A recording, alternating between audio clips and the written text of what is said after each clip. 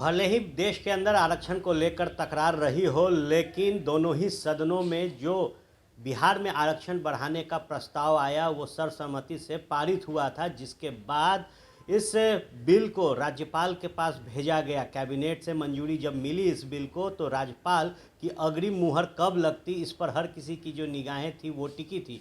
और अब बड़ी खबर ये निकलकर सामने आ रही है कि जो बिहार में आरक्षण का दायरा है वो बढ़ गया है। दरअसल जो प्रस्ताव राज्यपाल के पास पहुंचा था वहां उस पर मुहर लगा दी गई है और बिहार गैजेट में जो बिहार में आरक्षण बढ़ाने की कवायद थी वो शामिल हो गई है। यानी कि बिहार में अब जो आरक्षण का दायरा है वो 75% का हो गया है।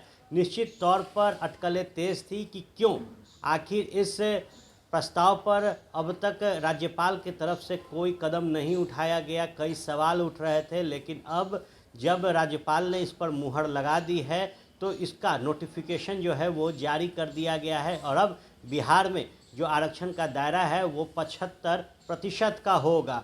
बता दें आपको कि दोनों ही सदनों में सर्वसम्मति से आरक्षण की बिल थी वो पास हो गई थी, जिसके बाद कैबिनेट में प्रस्ताव लाया गया और वहाँ से भी ये जब पास हुआ तो राज्यपाल के पास फाइल जो थी वो अटकी हुई थी और आज राज्यपाल द्वारा इसको स्वीकृति दी गई है।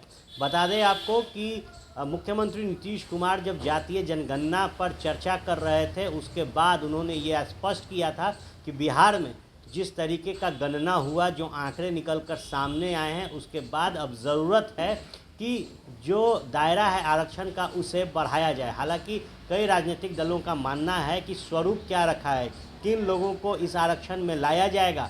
इसमें अब जब 75% आरक्षण किया गया है तो देखने वाली बात होगी कि सरकारी नौकरी अब कितने बड़े पैमाने पर होती है और किस तरीके से सरकार जब आगे बढ़ती है तो वो इस 75% आरक्षण पर काम करेगी। बात की जाए तो सरकारी नौकरियों में और शैक्षणिक संस्थानों में अब ये जो 75% का नया आरक्षण है वो लाया जाएगा। देखने वाली एक और बात है कि बिहार में बार बार रोजगार पर सवाल खड़े होते हैं। ऐसे में चुनाव से ठीक पहले अगर बिहार में आरक्षण का दायरा बढ़ा है तो कितनी जल्दी और जो वैकेंसीज है वो निकलकर सामने आती है। बहरहाल बड़ी खबर हम आपको बता रहे थे वो ये कि राज्यपाल ने जो आरक्षण बढ़ाने का बिल था उस पर अग्रिम मुहर लगा दी है और अब जो नोटिफिकेशन है वो बिहार सरकार की तरफ से जारी कर दिया गया है। ये लो, मुंह मीठा करो। आज मैंने अपना जॉब छोड़ दिया, अब हम पूर्णिया वापस जाएंगे। जॉब छोड़ दिया है? मतलब ये घर कैसे चलेगा? हम करेंगे क्या और माँ बाबूजी क्या बोलेंगे? इसलिए मैं एक और मिठाई का डब्बा लाया। अपने बिजनेस के लिए लोन अप्रूव हो गया। अरे लोन अप्रूव हो गया वो तो ठीक है, लेकिन पूर्णिया में हम रहेंगे कहाँ? अपना घर भी तो नहीं है वहाँ। इसलिए तो एक और मिठाई का डब्बा अलग से लाया हूं। हमने पूर्णिया में घर ले लिया है, पूर्णिया के ई होम्स पैनोरमा में। पूर्णिया में पैनोरमा ग्रुप लेकर आए हैं ई होम्स पैनोरमा। बड़ा घर, आलीशान जिंदगी और अत्याधुनिक सुविधाओं के संग। अरे अरे, अब क्यों मुंह मीठा करवा रही हो? क्योंकि हम घर वापसी जो कर रहे हैं।